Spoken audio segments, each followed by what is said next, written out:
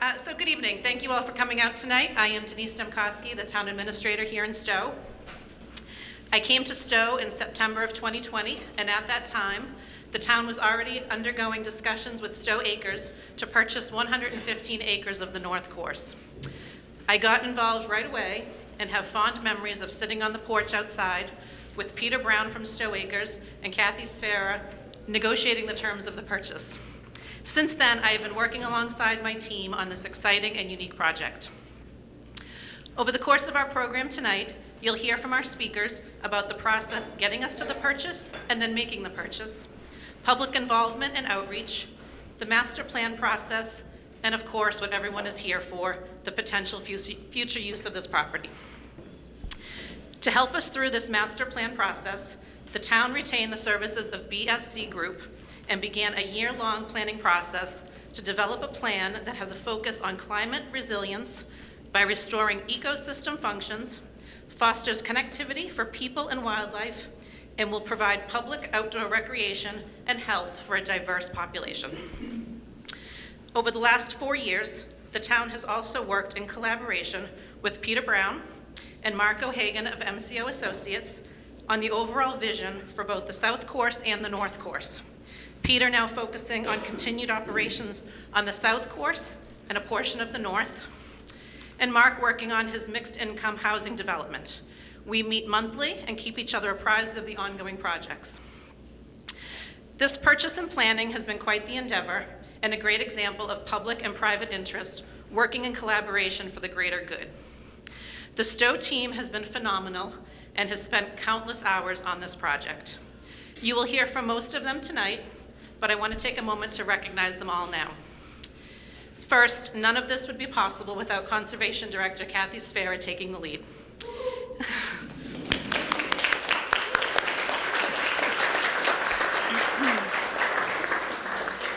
She was integral through the purchasing phase and wrote the grant for more than $1 million to finalize the purchase and conduct this planning process, to now leading that master plan process. She has truly been at the forefront of this project from the very beginning. Along with Kathy and I, also on the team is Valerie Ortiz, Planning Director, Jackie Goring, Assistant Conservation Director, Michael Slagle, Land Use Planner, and Laura Greeno, Recreation Director. I would be remiss without thanking the efforts of Bob Wilbur and the Stow Conservation Trust, the Master Plan Working Group, the residents and voters in Stow for supporting this project, and the Select Board, Conservation Commission, and Recreation Commission for their input and support as well. Now, I will turn this over to Jeff Fasser, Vice President of BSC Group, to give you an overview of their involvement and team members who have been working with us over this last year.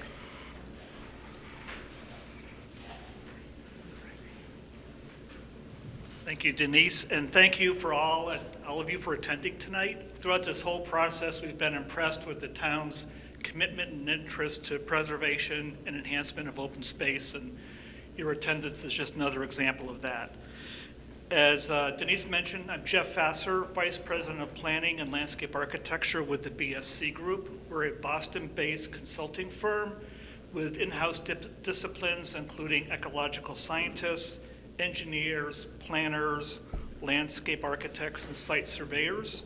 And most all of these disciplines have been involved with part of this project as we've gone through this master planning process. I'd like to introduce a couple of the people here tonight.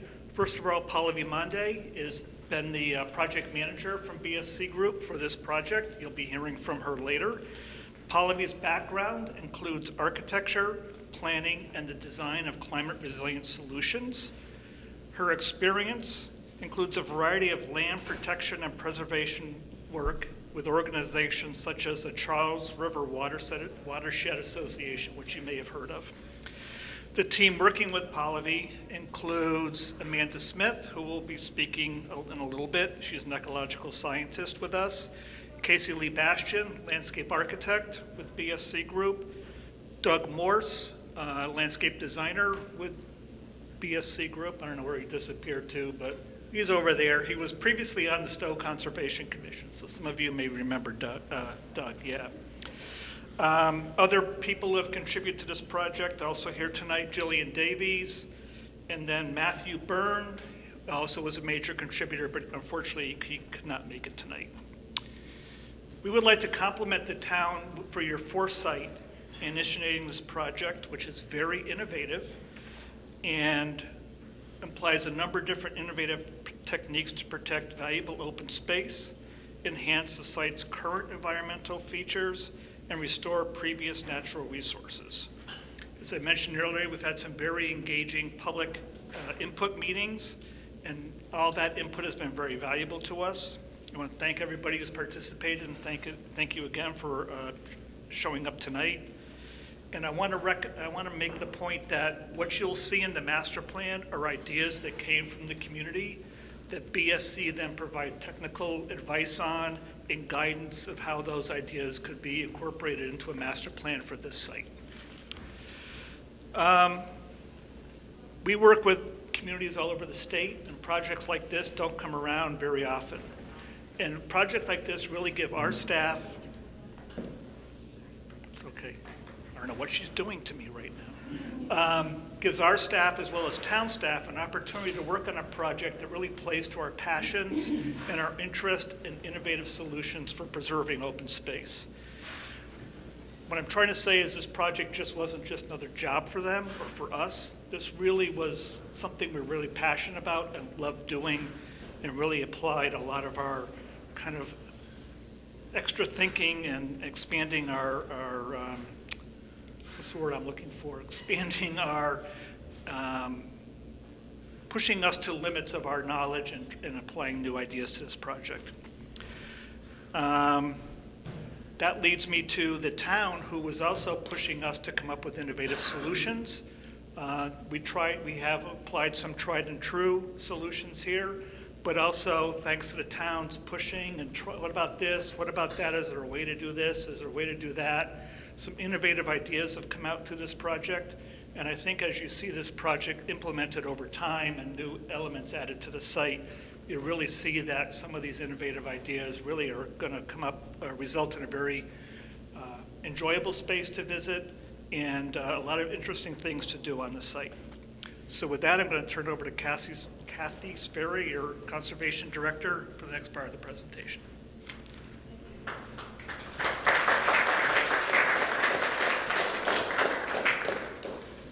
Good evening, and thank you all for coming tonight. I also want to thank both my partners and team members from the town and from BSC who've been great to work with on this.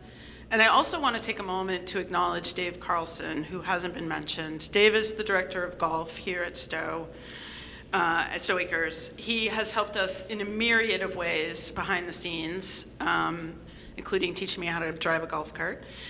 And Dave has been at Stow Acres for 18 years. He's back there. 28? The website said 18. Gotta fix that. He's literally the longest tenured person in this effort, and he knows where the irrigation lines are buried. Thank you, Dave. I want to provide some background on how we got to where we are today. And for some of you, this may be old and familiar, but we also have some new faces here tonight. So as you likely know, Stow Acres is one of the 4 golf courses in Stow, and it's also the largest of the 4 with 36 holes.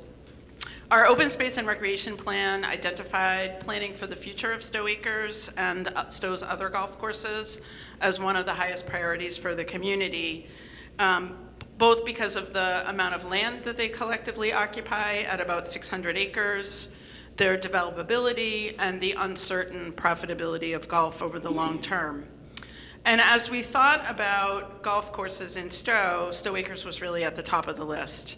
It is our largest and most visible course. It stretches for nearly a mile between the Aspet River on the south and Elizabeth Brook on the north. And in 2019, town officials started hearing rumors that Stow Acres was entertaining offers for large-scale development, both housing development, commercial nursery use, and other types of development. And so there was a lot of concern about that in the community.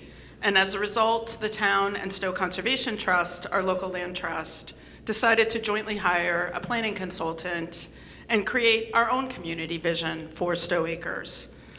We successfully persuaded the owners of Stow Acres and a local developer with whom they were talking to at the time to take a bit of a pause and engage in this planning exercise with us to see if there was a way to simultaneously meet both the financial needs of Stow Acres and the developer and some of the housing and open space needs of the town. We deliberately chose to be proactive because we did not want to wait for the town's right of first refusal under Chapter 61B to be triggered, as it would mean making some very important decisions about this property in a very short period of time, and because we wanted to create a unified vision for the whole property and not seeing it broken up into separate pieces. So that planning effort took more than a year of team meetings and community meetings as we all learned how to use Zoom together during COVID. We also had some of our initial meetings in this room, sitting in the dark with coats on because the heat wasn't on. So it was an interesting time. And out of all of those meetings came really a community comprehensive vision for this property, which we broke into two phases for the purpose of our negotiations with Stow Acres. You all voted at two successive town meetings in 2021. First, to purchase a conservation restriction and trail easement on the south course at Stow Acres and keep it in private ownership for golf course purposes. And then second, to purchase the majority of the north course, or about 115 acres, for a combination of conservation and recreation uses, with the remainder being privately developed for mixed-use housing. Both of those town meeting votes were nearly unanimous, with tremendous community support for the project, including the housing component. Since those town meeting votes, the town has worked hard to carry out the vision that's in the concept plan, and I'm really pleased at the extent to which we've really stuck with that. For phase one, the conservation restriction on the south course that the town purchased is complete. And we have built and marked a trail, which is called the Mapledale Trail, around the perimeter of the south course. And there are copies of the trail maps over on the Mapledale table. We're currently working with Rediscover Mapledale to install interpretive signage about the Black golf history at the former 9-hole Mapledale Country Club here at Stow Acres, as they prepare to commemorate the 100th anniversary of Mapledale. And I know that Kelly Lawler and others from Rediscover Mapledale are here tonight. If you want to talk with them more, Kelly's right here. Phase two of the Stow Acres project was the purchase of about 2/3 of the north course, which was completed in 2023, just last year, with the help of town CPA funds, fundraising by Stow Conservation Trust, and a $1 million grant from the Commonwealth's Municipal Vulnerability Preparedness Grant Program, otherwise known as the MVP program. And that program is really designed to advance climate resilience projects. This was a 2-year grant that provided the funds for land acquisition in year one last year, and then year two funding for the preparation of the climate resilience master plan for about 140 acres of the property, which is what we're here to talk about tonight. That plan will guide the restoration of portions of the property, both wetland and upland, and the future use of it for conservation and recreation purposes. Over the last year, our staff team has worked with our consultants, as well as with a working group of more than a dozen people, some of whom are here tonight, and I'd like to thank and acknowledge them for their guidance and support. This is a long-term project, and there are many miles to go before we sleep, to borrow a phrase from Robert Frost. The land on the north course is currently owned by the town, but portions are leased to Stow Acres for continued golf use for different periods of time. So in the handout that you have, you can see on the right side of the interior pages that there's a phased plan by which this land will come under the town's control. We currently control all of the land shown in blue, most, but not all of which is wetland. In January 2025, so this coming January, we will assume control of all of the land shown in yellow, which is mostly upland.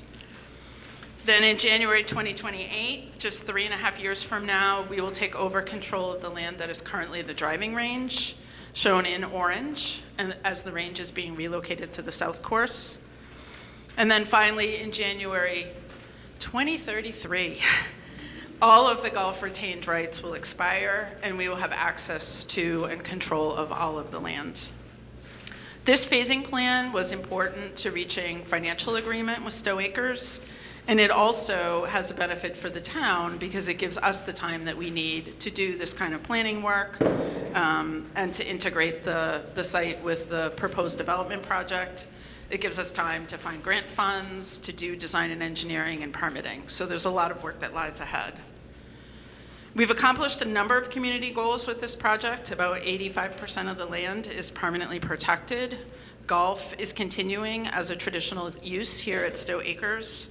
The housing component of the project is currently before the Zoning Board of Appeals, and once approved, will get us to our 10% housing goal and increase the diversity of housing in our community. And finally, we've been able to show the community what's possible when housing and conservation interests work together and created a model that I hope can be replicated on some of the other large properties in town. So I'm very proud of what we've been able to accomplish at Stow Acres to date, and this project is really receiving quite a bit of statewide attention in terms of receiving grants and technical assistance, and also serving as a model for other communities. Just last week, we hosted a statewide conference of all of the Conservation Commission staff in this room so that they could learn about our work here at Stow Acres, and then they actually spent half the day helping us with projects that we had out in the field. So we've come a long way. I'm excited about what lies ahead and the plans that we will present to you tonight for what will, I think, really create a significant new conservation and recreation destination in our community. I'll just say that, we created Town Center Park not very long ago, and when we did the Open Space and Recreation Plan survey a couple years ago, people identified it as one of their top 5 places they like to go in Stow, which made me go, wow, this is going to be one of those places. And so I'm going to turn the presentation over to Valerie, the town planner, who's going to talk about the public engagement phase of the project and what we heard from the community. Thanks.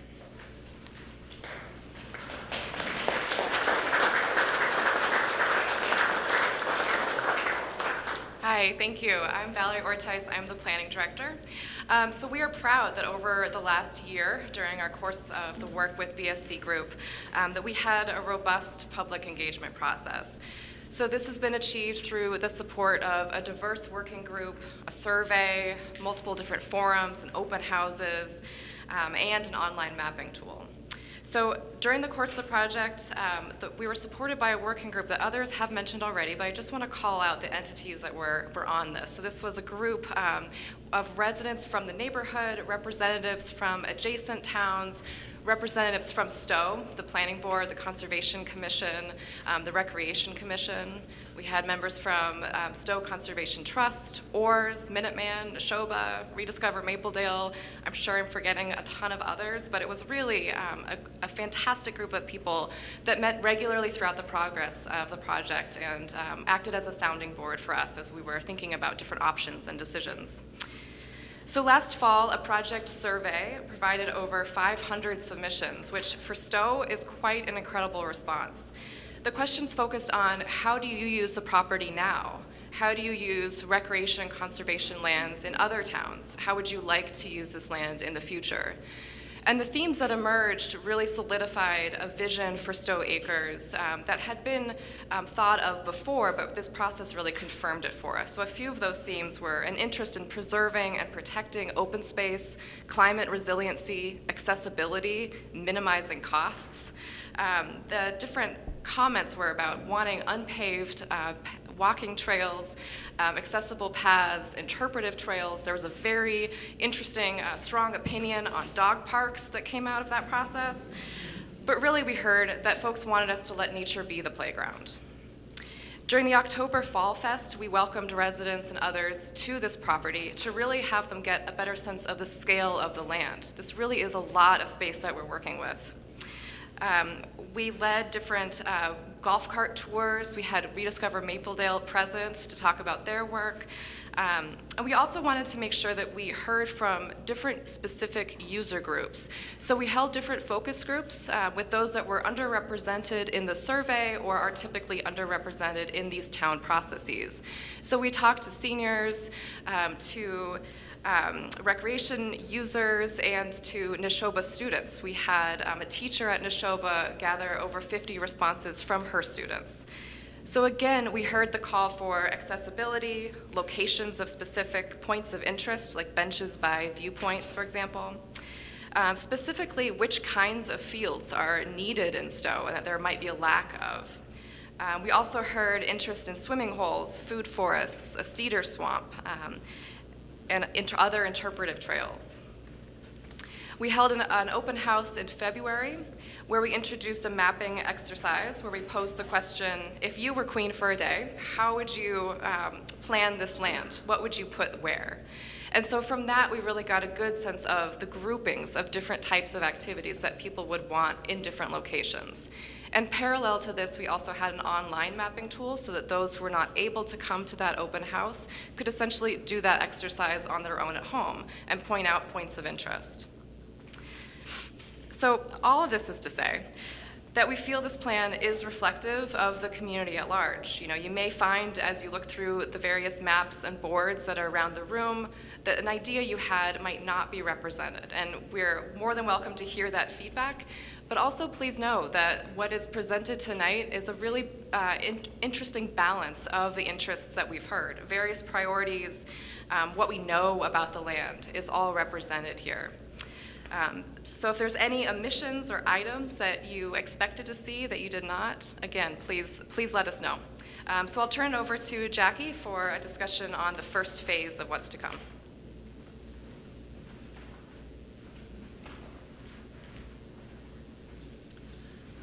Hello everyone, I'm Jackie Goring, the Conservation Assistant. Thank you for coming tonight. We appreciate to see all of these new faces and faces we've seen throughout the whole process. So I'm here to discuss the first phase of the project. So next year, the town will have ownership of 39 acres around the perimeter of the North Course. Our priority is to get people out on the land. We'll create an expanded trail network into the 39 acres to allow access to the property before a road is constructed. Some of this trail network is in place now, built as part of the Mapledale Trail that surrounds the South Course and extends onto the North Course. We will continue to utilize existing cart paths and create additional trails that expand further into the property. Based on our survey results, we are proposing some potential uses for users to experience the property in a variety of ways until the town owns the remainder of the North Course. These include an observation deck or overlook onto the wetland restoration and proposed heron rookery, turtle nesting habitat utilizing the existing sand traps, a zen maze or labyrinth for a walking meditation, and a disc golf course amongst the existing wooded areas and expanded trail network. Example photos of these uses are in your booklet, along with a map of the Phase 1 area. The town will also have the opportunity to begin invasive species management within areas under town control. BSC completed an invasive species survey and plan as part of the master plan effort. During their survey, BSC identified many common invasive plants on the North Course that are found across Stow, including bittersweet, buckthorn, barberry, honeysuckle, and autumn olive, and smaller infestations of other invasives, including reed canary grass and swallowwort. The invasive plan by BSC outlines how the town should approach invasive species management on the North Course, focusing on the extensive amount of edge habitat along the forest edges, removing invasives mechanically and by hand, while planting native species that are climate resilient and grow aggressively to outcompete invasives, with the goal of preventing the spread of invasives into the proposed restoration areas. Also over the next year, we will begin to look in more depth at the wetland restoration design of the driving range and apply for technical support from the state for the wetland restoration. Amanda from BSC will review the proposed wetland restoration next.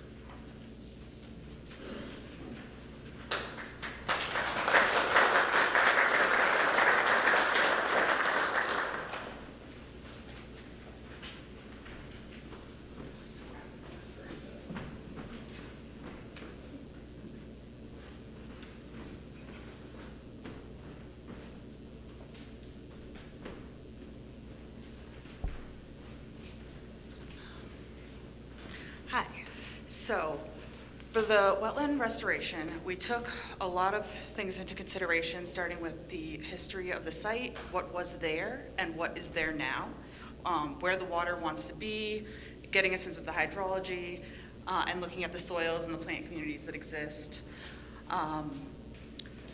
We wanted to make sure that we maintained all of our canopy trees to the maximum extent to try and keep that the canopy trees and help with heat island effect. Additionally, we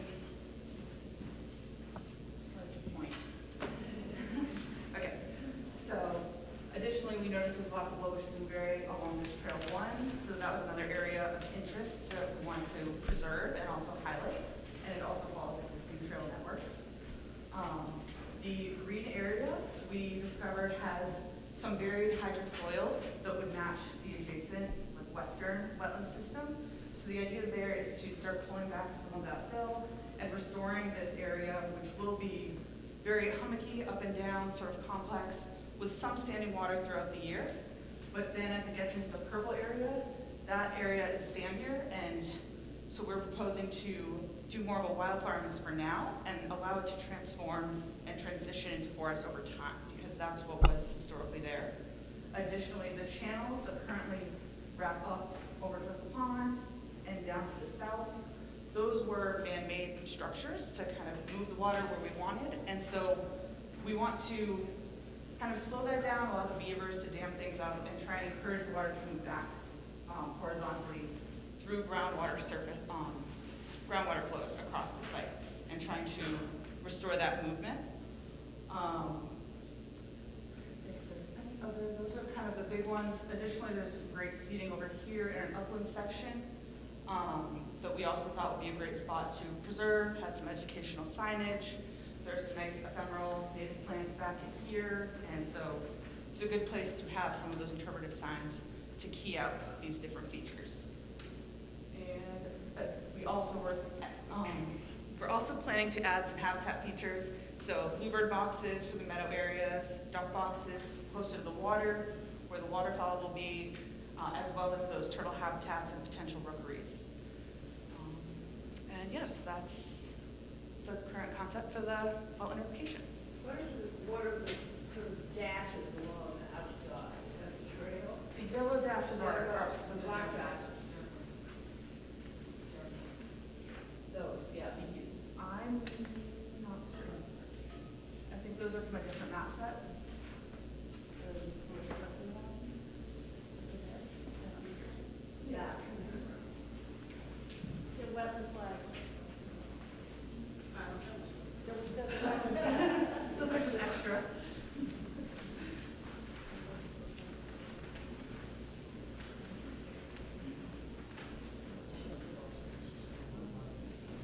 Well, these are actually, when you look at the map, this is an inset into,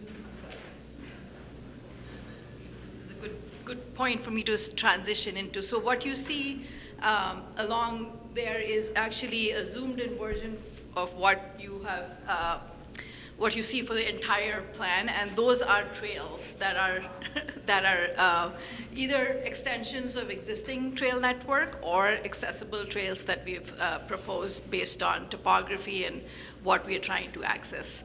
So I'll talk a little bit about the broader framework of ecological restoration, which was really the starting point for our planning framework. And just like the wetland, where we were taking cues from how the site used to function from a historic standpoint and how the hydrology used to work before it was all filled in, we had other parts of the site that had ecotypes which we had identified. Essentially, those are habitat for habitat, but also ecological systems that have been functioning to form a sort of sustenance for climate resilience. So eco-restoration is sort of the guiding theme here.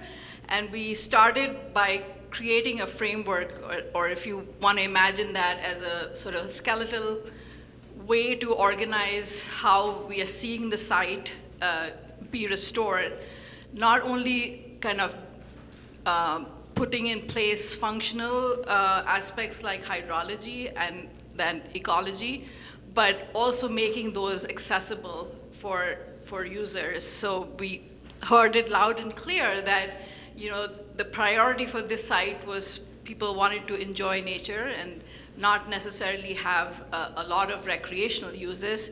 So what we did is essentially created this framework around which we could have accommodated a number of different recreational uses. So when you look closely, you'll be able to spot where we inserted those ecotypes, and then we provided the circulation across the different parts of the site, which are going to come into town control first. So we programmed both the activities that are going to take place, but also the restoration sections accordingly.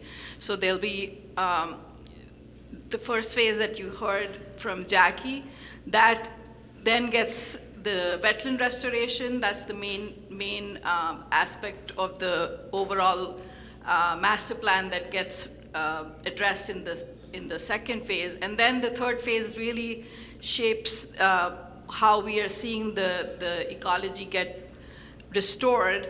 But I'll have Laura, who was really insightful in terms of the needs that the town has for recreation, and we were able to accommodate those in two different intensities. So what you see up there as option 1 accommodates certain amount of recreational activities, but then we wanted to give a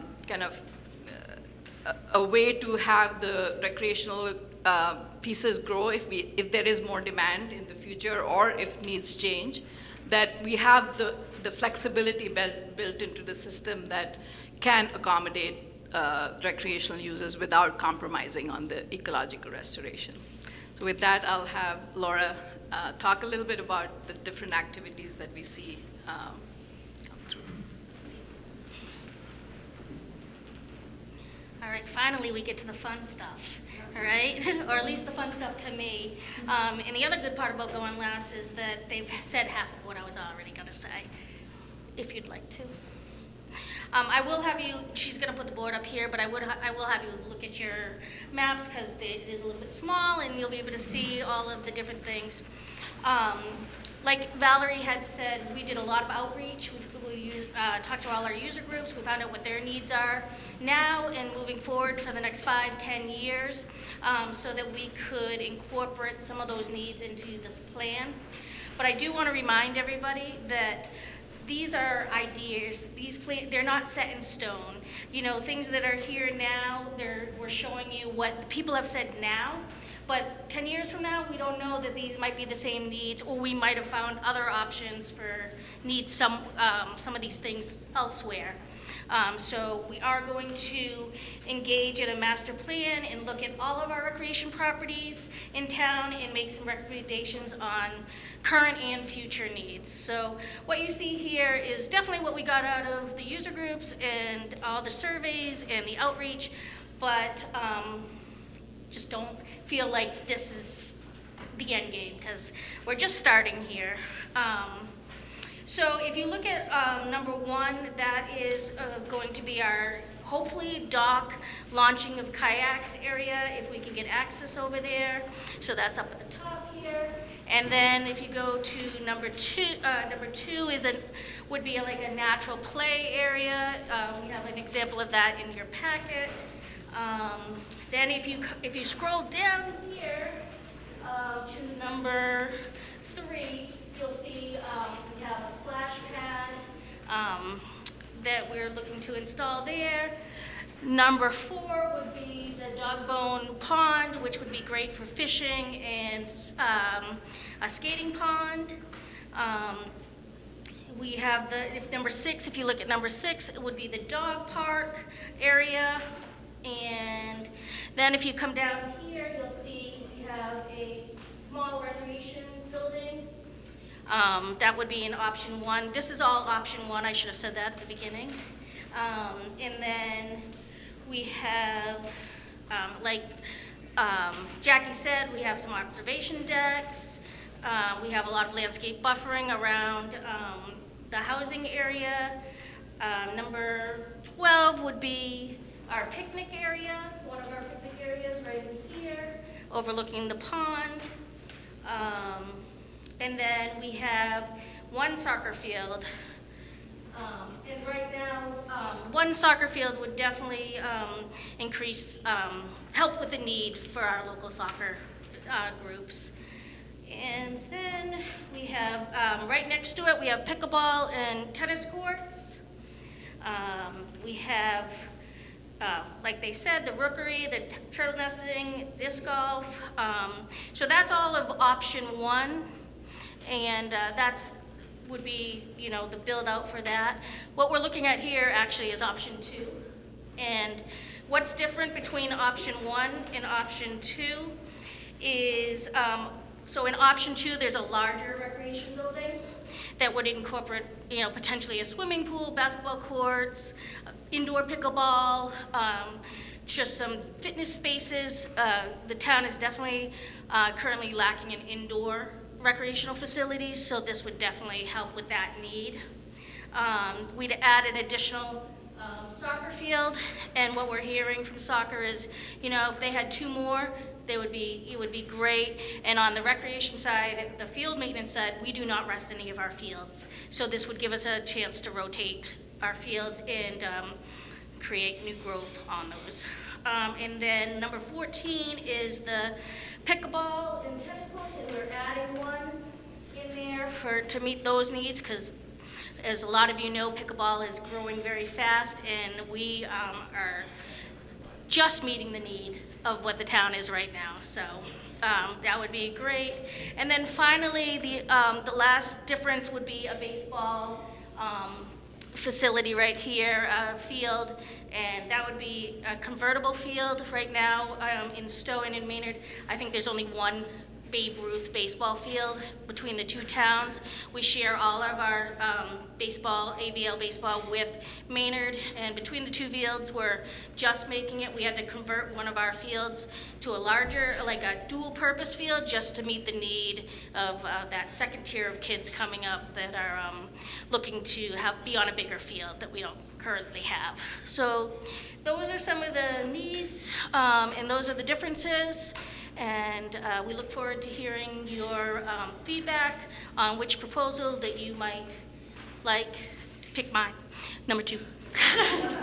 And I'm going to turn it over now to, we saved the best for last, Denise. And she's coming on back up, so thank you all.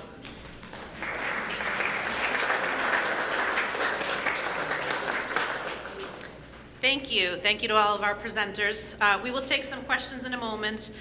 First, I just wanted to remind everybody that these are concept plans. Build out of this property will depend on the needs of the community over the next 10 years and naturally funding. The final plan will give us the framework to start thinking about the different funding opportunities available. For instance, grants, even foundations. There's a foundation in Massachusetts that focuses solely on dog parks. We'll work with committees like capital planning and community preservation to get some of these projects in the pipeline that can be planned for and budgeted for.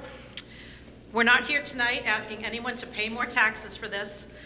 If over time there are components that would require tax dollars, we would engage the community on those decisions as they occur. All of the information that you've seen and heard tonight will be available on our website, the video and all the presentations. And comments can be submitted until May 31st. We've left everyone a comment card. You're welcome to fill it out and drop them in the comment boxes here, or there is an online form on the website for you to go right online and fill out whatever comments you'd like. With that, we will take questions. If anyone has questions, we would ask that you go to the microphone just for the recording purposes. So we'll open it up.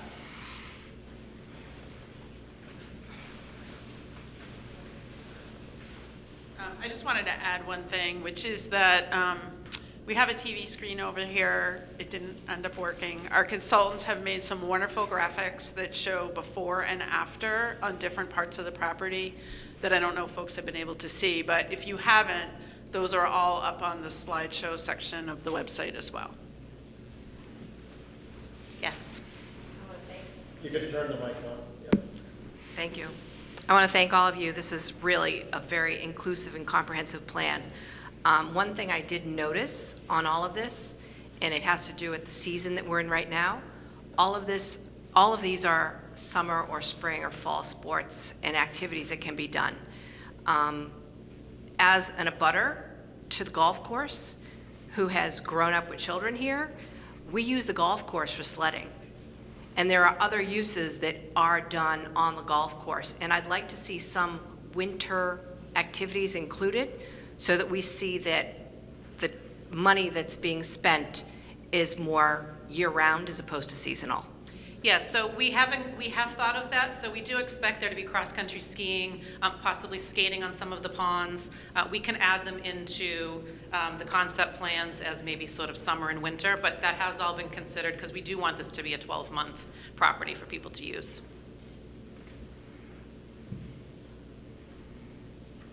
No one has more questions?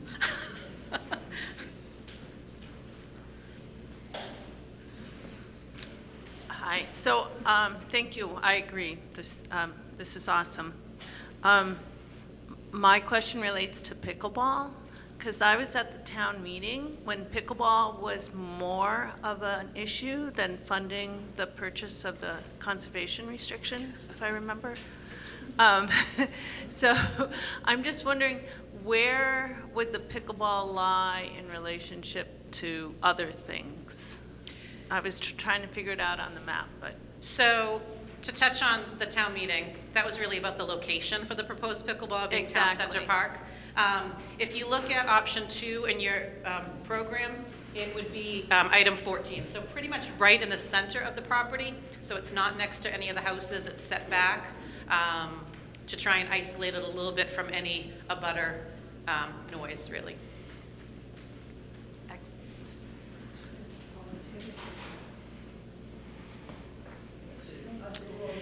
Yes, please.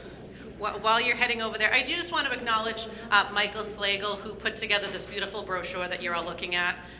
He whipped that up today.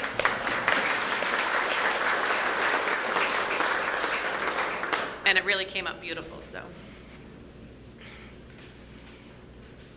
Nancy Shepherd from Harvard Road, and I'm so glad I came. And this is the first, I've known about all that you were doing, but from a distance. So I have really 2 questions, and I guess it would be on this map. One is, I know that there's going to be a variety of kind of housing that will, and I would be interested to know where that would be.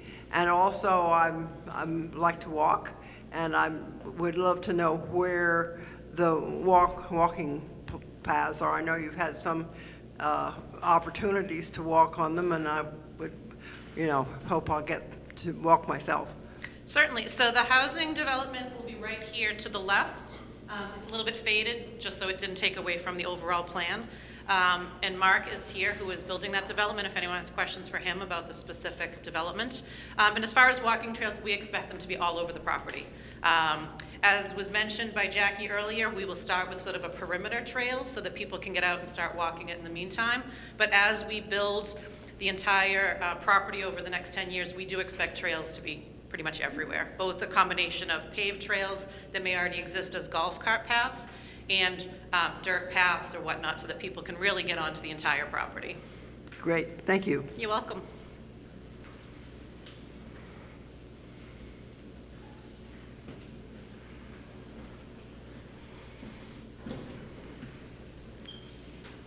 Hi, Vin Antle, Highly Brook Road. Once again, thank you to everybody involved in this. This is really impressive, having a town be so proactive compared to what other towns have experienced. And just a question regarding the, open meadow restoration areas. A number of them are, along the fairways, or what are fairways now.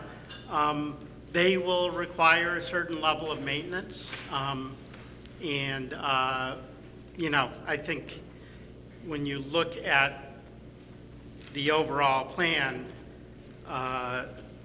this will require quite a bit of maintenance, and it will be a interesting effort by the town to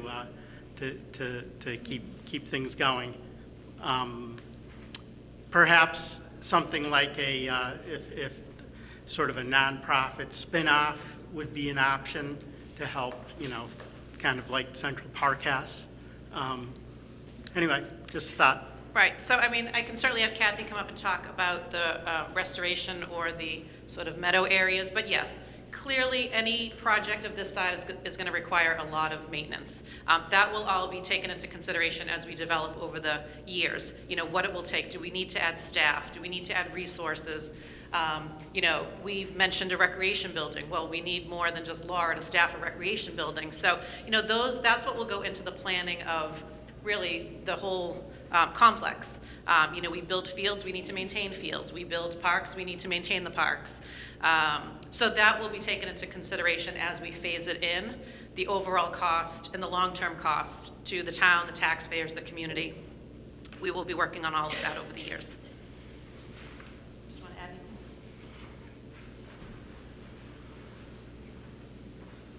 Thanks, Vin. Couple things. It is hard at times to wrap my head around the time frame that we're talking about here, because we're trying to plan for land that we won't actually control for 10 years.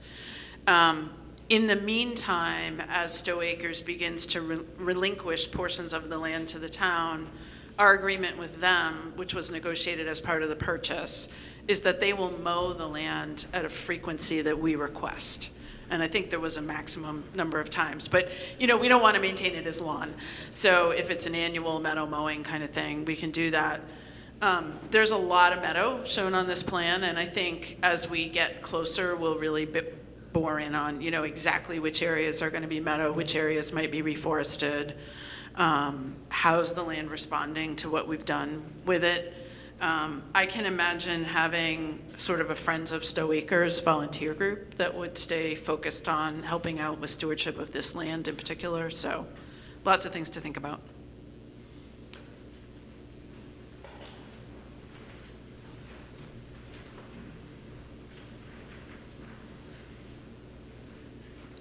Hi, I'm Mike Bush, Peabody Drive. Everything looks good in the natural restoration, and this was interested about timeline. We have plenty of time.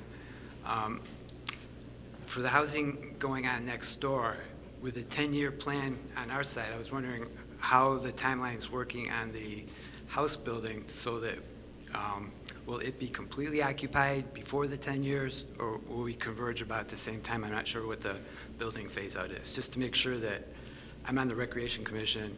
Will we have facilities there in place when the population grows up a lot? And then also, what would be a guesstimate target of how many people will be in the new neighborhood once it's fully populated? So the development I would expect to be completed before the property is fully developed, but because we are starting with perimeter trails, the development will have access to that. So as we phase it in, there will be an access point to get from the development into the property. They can start enjoying walking, cross-country skiing. As we are restoring things or as we are developing out, they will obviously have access to that. Mark, do you have a ballpark of how many people you would expect if it's fully occupied? I guess there's a variety of housing that we kind of parcel that out. Some are one bedrooms for older individuals, other larger homes, but I think you probably look at 500 to 600 people maximum. So 500 to 600. Depending on how it happens.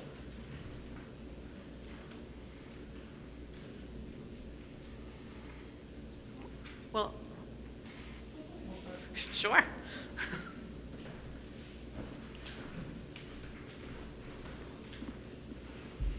Courtney Freccia, Boxborough Road. I really like the phase 2 because there's so much, or the option 2 because there's so much going on. And I'm also a person that loves to be in the woods and hear birds and hear a lot of sort of quiet. And I'm wondering if anybody cares to speculate on the balance of activity and and something like bird watching and how those will coexist. Is there, I don't fully understand the scale of the spaces, so were all the playing fields fairly active on a beautiful day? Would someone out near Elizabeth Brook hear a lot of, I know it's a very hard thing to quantify. I mean, I would have to say, might there be some residual sound, but that was really the reason why we wanted to sort of clump the recreation together. It's in the middle, so you have the expanse of land all around to be able to enjoy the nature, the scenery, the quiet areas. It really is, we hope to have another round of golf cart tours just to get people out there. It really is a massive property when you start exploring, further in. So yes, perhaps there could be some sound, but I don't think it's going to take away from the experience of bird watching or just enjoying the nature. Some sounds are really good. I mean, it's fun to hear children playing and people having a great time. Thank you. Yeah. While Laura's coming up, I'm going to jump ahead of her. It's just a good positive response. When we did the park on Old Bolton Road, we did part of the master planning will include acoustic analysis. The tennis court or the basketball courts were the noisy object at that park, and we had, as part of the plan ahead of time, already had a lot of analysis, and we also interacted with all the neighbors and had sound recording machines so that they could see what it would be moving forward, and it played out very well because we had so many people watching it and they ended up happy. So if something goes someplace, the sound travel can be tested quite effectively.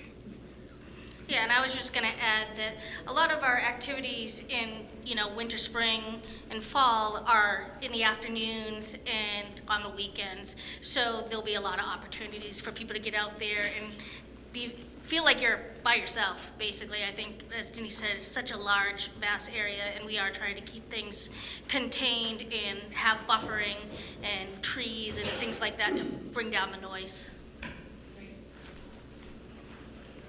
I'm Teun Ott. I live on 24 Randall. I noticed there are dates associated with the phases 1 and 2, but no date associated with phase 3. Does that mean that there is some uncertainty on when it will happen or whether it will happen? Phase 3 is the 10-year? Yes, so phase 3 is the complete 10-year project. So while option 2, we just decided not to show a phase 3 timeline because that is the full build out. So phase 1 is the exterior and the driving range is phase 2, and then as we continue to get more of it, phase 3 is really the full complete project. So we're looking at 2033. Was that a question or a No, statement? 2033 is what we're looking at for the completion of, or the beginning, quite frankly, of building out that. Thank you.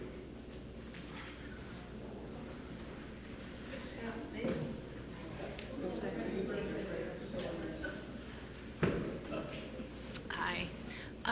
In thinking about option 1 versus option 2 on phase 3, is there a difference in price?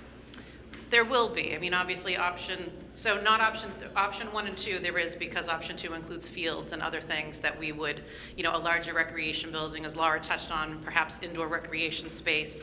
So it will definitely have a cost impact. But that's why I hope folks don't focus on that, because we will then spend the time, if the community supports option 2 to see what it could potentially look like, then we will start focusing on how we could potentially fund that. But, so do you have any idea, like, the magnitude of difference between option 1 and option 2? As of today, I do not. We do expect there will be some information in the final plan that goes, that is published at the end of June.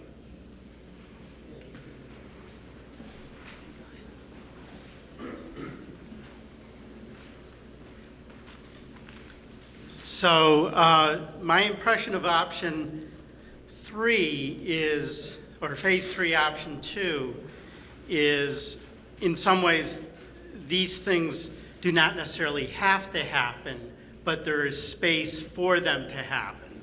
So we would have the option, say, of 2 soccer fields if there was the need down the road to have 2 soccer fields. And who knows, in 2065, there could be thousands more people in town, the need for a second soccer field or something of that sort. Yes, so correct. So we will have to file a conservation restriction on the North Course. So this helps us identify what will be active recreation, what will be passive recreation, what will be conservation and open space. So yes, if in 2033 we don't need these fields, or we don't have the funding for these fields, and we need them in 2065, that area has been identified for active recreation. And then you can see where we could put 2 soccer fields and a baseball field. Or if through a master plan of recreation properties, we decide we need 4 soccer fields altogether, there's room, instead of putting a baseball diamond, you could put more soccer fields. So yes, this is just the potential of where we would expect active recreation to go, but what it will look like, we will determine over the next number of years to really figure out what the community needs are. And quite frankly, what we have in other properties that maybe we want to move or reallocate. You know, we do have a number of recreational properties. Maybe we don't need to maintain them all. Maybe we put some stuff here and we turn something else into, or, you know, turn a property into something else. So that's what we're going to be planning for. But yes, just because it's on here does not mean it's going to be built. That's what we're going to work out. Hi, Dick Perkins, Red Acre Road. And I look at the parking, and it seems very small. And just having been at a similar type of property in Maine, and they were having their lacrosse tournament, and there must have been 200 cars from all over the place, all trying to, you know, enjoy that event. And have you made any possible, you know, accommodation to the type of larger than normal use for the property? So Laura, I know, or Pallavi? So there is a calculation, and they did take that into consideration as they were developing the plan. So I'll have BSC come up and touch on that. Yeah, so 2 things on parking. One is we've tried to distribute it around the site. So the biggest parking spaces are allocated to where the recreational fields are, and we actually calculated based on the usage and the number that we need. But we were trying to design those so it's not like you come up on a parking lot, but it's something that can be worked into the topography. So there are spaces attached to the parking here that can be more of an overflow if we do have a lot more capacity in terms of recreational activity to accommodate. But there are 3 different places that the parking is distributed, so we didn't want to focus or concentrate all the parking in one area because of ease of circulation. And also, based on what the use next to it is, we've accommodated those based on the standards that we are required to provide. So they will be adequate and overflow parking. Good luck.